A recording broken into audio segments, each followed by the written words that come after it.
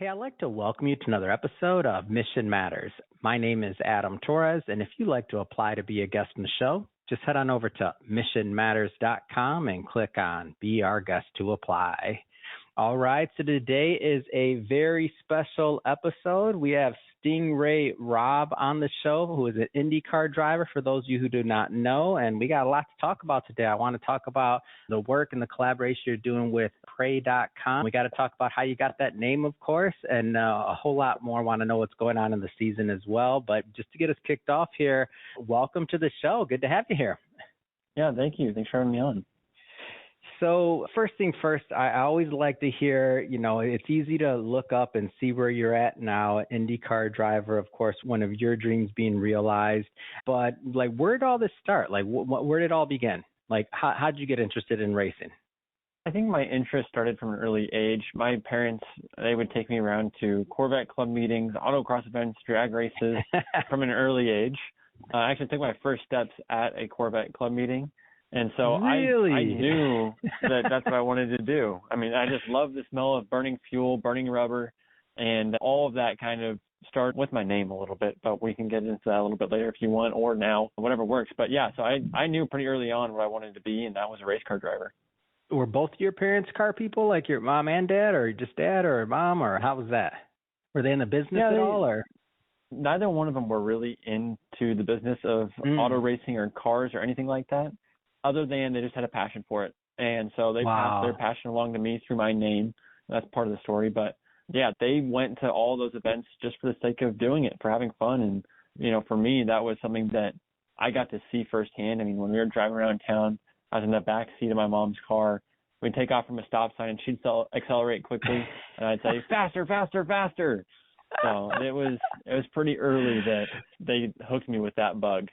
Oh, that's amazing. Yeah, I asked because I grew up in a car family, so I'm from Michigan originally, from Detroit. I've been out in LA maybe the last decade, maybe a little too long, but I grew up in Detroit, so my dad owned an auto body shop growing up. So I remember I was around a lot of Chevelles, around a lot of American muscle in the day, and it was just one of those things to where it was, I didn't end up ultimately going into that business. I did go a different route, obviously, but I was just, I can see it, like how you get sucked in at a young age, and then you take in your first steps at a meeting. Come on. And the name, I got to get to the name. How'd the name come about?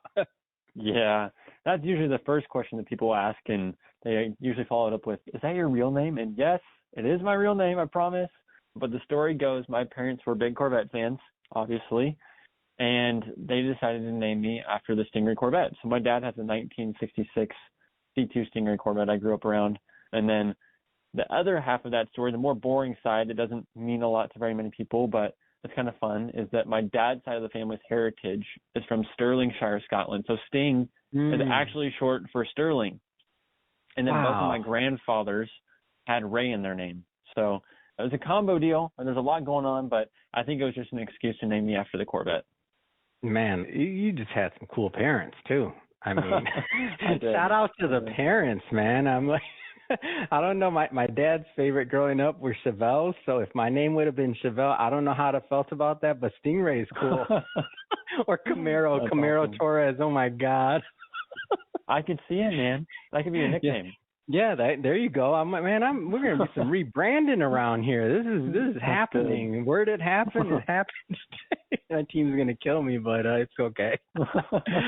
Oh, good stuff. So I noticed, looking through the brand and everything as I was preparing for this, Pray.com, I see right there, big as ever on your website, John 3:30. What does faith mean to you? How does all of this relate? As you could tell, the name of our company, Mission Matters, so you know where my head's at. I'm just curious, what does it mean to you?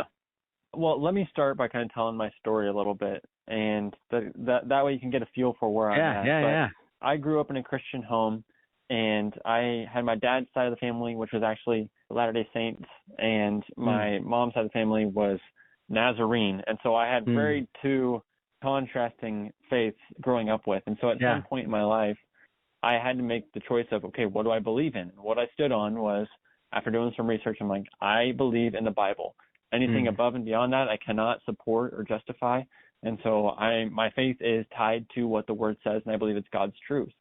But I mean, that probably was instilled in me from an early age by my homeschool teacher. She was a lady from our church. And the cool thing about that is it allowed me to be on the road traveling and doing all the things racing wise from an early age. But at the same time, she was instilling in me lifelong lessons, key traits, and also the biblical truths I got to see lived out in her home, because I'd sit in her living room most days, year round, and I got to see that kind of poured into her family, poured into the community around her, and the impact it had on them to change the way they lived. And so that was probably where I got my first kind of faith set. And then now I feel like from an early age I've been called to use this platform to glorify God. You know, I support John 3, or I put John 3:30 on the side of my suit or sleeves or everything else as much as possible, because the verse says, and it's John the Baptist talking, he says, "He must increase, but I must decrease." And that's a call to mission for me, because that is what I want to stand on. I want to have the passion of racing supported by the purpose of my faith, and have that be the overall mission. Because I've always said that, you know, if you reach success at this level in racing, it's completely pointless and you're a complete failure if you don't do anything with it. And so my goal is to reach people, provide some hope, maybe provide some truth, and at the end of the day, be excellent at what I do. I mean, winning races is a pretty good opportunity to share the gospel with people. So the goal is to be excellent, but also to, you know, reach people for this mission. So I've never been a race car driver or anything of that, for full disclosure. So some of my questions are just coming from many, many documentaries that I watch. And I'm just a fan. So the competitiveness, where do you get that drive from? Like, where does that come from? It has to be at least a little bit genetic. My mom, she was a phenomenal basketball player and tennis player. Wow. And I think that when I came about, she didn't hold back on me whenever we were competing against each other. So, but it's kind of cool to see that natural so you were drive getting beat up by mom in basketball. And you're like, oh, absolutely. She did not hold back. That's amazing. Yeah. No, but it's great to have someone like that like shows you like how to bring that nature out, bring that drive out, and not like to put you down, but to call you deeper into that passion. I think that's the big thing. What a blessing. I think that's an amazing story, and one that I can definitely attest to, and having people in my life like that, you know, pushed me to be competitive and to want to do other things. And the way I look at it is just to make some use and do some good with the time that we've been blessed to have on this earth. Like, that's just the way I look at it. So that's absolutely, it's a great thought.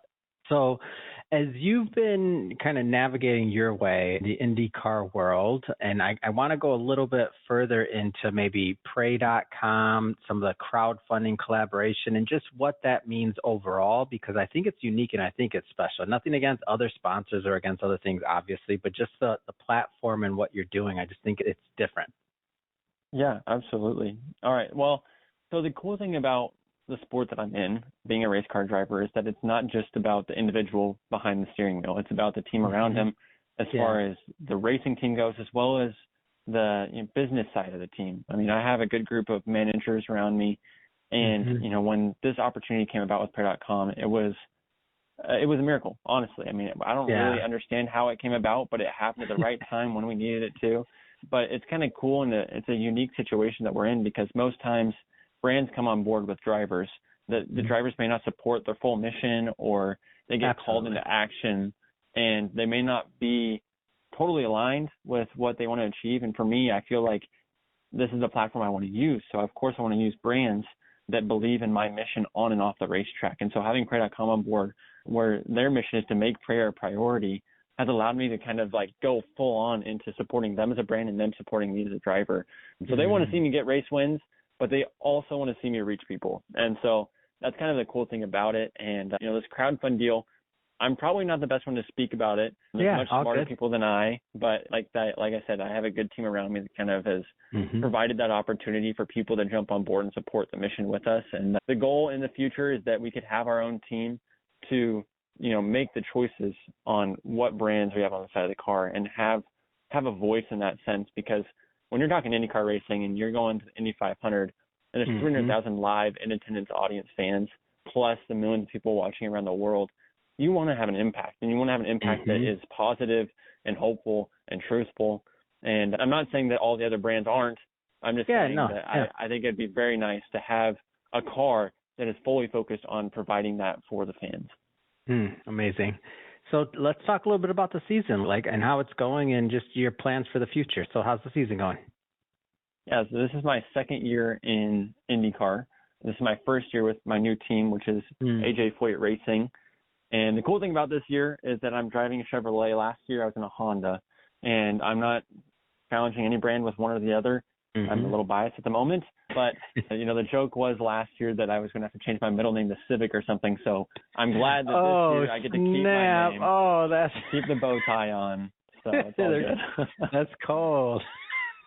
Yeah, but it's been a very good year so far. We just finished up the Indy 500 in May. I led 23 laps, which was the third most of the year there, which was not something I was expecting to do, but it was a great opportunity, and it was one of the coolest experiences of my career is leading an event like that with guys that I've been growing up watching, legends of the sport, sitting in my rearview mirrors, which is a unique opportunity. Man, what was that feeling like? Take us back just for a moment, if I may. What was that feeling like? That's amazing. How could that experience even have felt? It's amazing. It felt so good, and it felt so right too. That was the crazy thing. I thought the nerves would have hit me in that moment, but it was like, no, this is right. This is what we're supposed to be doing. So head down and keep trucking forward. So the way that we got to the lead is on a pit stop cycle, and I was sitting just inside the top 20 and working my way up to the field. And during the caution flag, everyone decided to pit in front of us. So the only car that was left in front of me was the pace car. And so my eyes were massive because I realized what we had just done. Your eyes must have been like, holy smoke. Yeah, it was insane. So super cool, but it was definitely one of those moments where like, oh, wow, this is real. This is happening. All right, take a deep breath. Lord, I'm trusting you. Thank you. So pretty cool. Yeah, that's definitely, I'm not saying that all these moments aren't prayer moments, but that's one right there where I'm getting a little nervous over here just thinking about it. Got a little sweat. I'm in the studio and I'm nervous just thinking about being and seeing that pace car and be like, wow, this is happening. Yep, that's exactly it. That's awesome. So plans for the future. I mean, give us some of the plans going forward and what's up on the horizon, what's next on the schedule. Well, short term, we are heading to Monterey, California next for a race there, which is one of my favorite tracks that we have here in North America. It's where I got my last victory, and that was the last place that I ran at in IndyCar where I had my best finish. So I am very excited about that, but more long term, I'm hoping that I can get some more success under my belt as an IndyCar driver. It's a tough series these days, super competitive, so you have to be perfect on the days that you get the opportunities to be at the front of the field, and even then you have to have a little bit of opportunity on your side. So I think that's kind of in the career picture. We're going to focus on getting some good results this season and hopefully signing a second year with this team that I'm with. And then this fall, I'm actually getting married. I have met the love of my life. Congratulations. Thank you. Yes, it's exciting. So we're entering that season of wedding planning and chaos that goes along with that. Wow, that's absolutely amazing, and congratulations. I like to see that. I'd like to see from individuals that are in very public places and public views still doing marriage and still, going through that sacrament and going through that and there's a lot of and this isn't a political show, so I'm not going to go down that route, so don't worry, but I just mean to me, it's being a role model in terms of just living your life and still supporting the family structure. I'll say it like Absolutely. that. I think it's amazing, and I don't think it's something that we should fret from. I think it's great. Absolutely. And I love to hear it, and I love to see it. And I know a lot of people that'll be following you on social media and otherwise, and they'll see that, and that still lets our kids know, that lets everybody know, hey, it's okay to have a family. It's cool. Yeah. Well, I think it's kind of God's design in a way, to have that family. And I wouldn't be here in my spot in life without my family. I wouldn't be who I am without that. So I want to carry that on. God gave you that mom that was beating you up when you in basketball, man. Got that competition into you, ingrained that. Now look at you. You're IndyCar driver. What? God's plan. Absolutely. I love it. This is a great story. It is. It's amazing. A final question for you. I know you got a busy schedule, but final question. what keeps you motivated? What keeps you going? What keeps you, and I ask this question because, we're coming the other side of the pandemic. A lot of people that maybe are in transition right now, and maybe they're, not going through the best of times or otherwise. And like, what keeps you strong? What keeps you going when the times get rough, let's say? That's a great question. I've always said that in racing, you get the highest of highs and the lowest of lows. And that sounds silly because we're just driving fast. But at the same time, when you're as competitive as I am and you pour in so much of your life into doing something that you love and have a passion for and you feel like you should be doing, those days that hit hard on both ends of the scale hit harder than what you might think. And so for me, along my journey, I found my faith to be my rooted foundation. And that's what I have to have on those highs and those days. I mean, I think that those low days, it's tough to have something to kind of lift you up, and having your identity tied to something outside of yourself, outside of the results. And in a result-driven industry, it's tough to not look at the number on the board and say, that's how good I am, when God calls us to so much more than just a number on a board. And then on the high days, I think it's the same way. I mean, we have to have the humility in those moments of recognizing, like, God, this is a gift from you. And in your grace, you've given me the opportunity to achieve this, to be this, to experience this. And I thank you for this opportunity, and I pray that you'll do it again, but I'm thankful for this one. And I think that you have to have that on both ends of the spectrum. And, one thing I've been learning this year is that there's a verse that I came out of the pandemic with. 2020 was kind of a transition year for me. It was either a make it or break it season in my career. And James 1 was kind of my verse of the year. And that's, consider it pure joy when you face trials of many kinds, because you know the testing of your faith produces perseverance. So let perseverance finish its work so that you may be mature and complete, not lacking anything. And I think what I got from that verse was more of the second part of when you face trials of many kinds, let it finish its work. This is all for a purpose. This is all in God's time. This is all in God's plan, and you can consider it good in the moment, even when it doesn't feel like it. But I was not considering the first part of that, which was consider it pure joy. And I think this year I've been learning to have joy because I'm not putting my hope in the plans that I feel like God has set over me. I'm putting my hope in who he is rather than the plans. And that has changed my view on things, changed my perspective on things. I can have more joy in those moments because it's not a matter of, am I hitting the check boxes? Am I hitting the marks? Am I hitting the steps on the way to this plan that I have set before myself? I think Proverbs talks about it. I think it's Proverbs 16 maybe, but it says, man plans his way, but the Lord establishes his steps. And so for me, that's kind of been my goal this season, is that I may not be able to know what's ahead of me. I can work on making the plans, but I have to turn everything over to God. I have to die to the plans that I have set for myself, the success I may have told myself that I will achieve, anything that might happen in the future. I have to put all of my hope in who he is and then go to work. And when I go to work, I can work fully because of that. So it's a tough balance, right? We don't want to just sit on the sidelines and wait for God to do something. And that's not what he's telling us to do. He wants us to go work excellently, be called to excellence because of who he is and who we are to him. And at the same time, he wants us to achieve great things.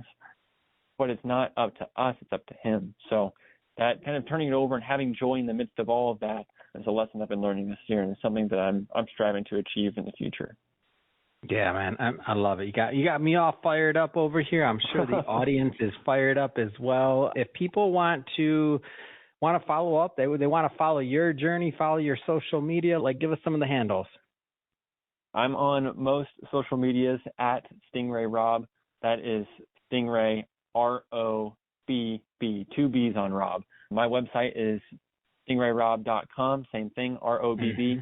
And then if you guys want to follow along on the NTT IndyCar series, this year we're currently broadcasting on the NBC Sports Broadcasting app, which is Peacock TV, or on the major streaming network, NBC Sports. Some of the races are on different channels, but those are the main ones you can follow along with and support us when you can. Come to a race. I always tell people, if you want to get hooked, come to a race and see it in person, because there is nothing like it. So there you go. I completely agree with that. And everybody listening, just so you know, we'll put all those links into the show notes so you can go check out what Stingray Robb is up to. And speaking of the audience, if this is your first time with Mission Matters and you haven't done it yet, hit that subscribe button. Or that follow button. You might be listening on Spotify. I don't know. We got many more mission-based individuals coming up on the line, and we don't want you to miss a thing. This is a daily show. Each and every day, we're bringing you new stories and hopefully new inspiration to help you along your way and along your journey as well.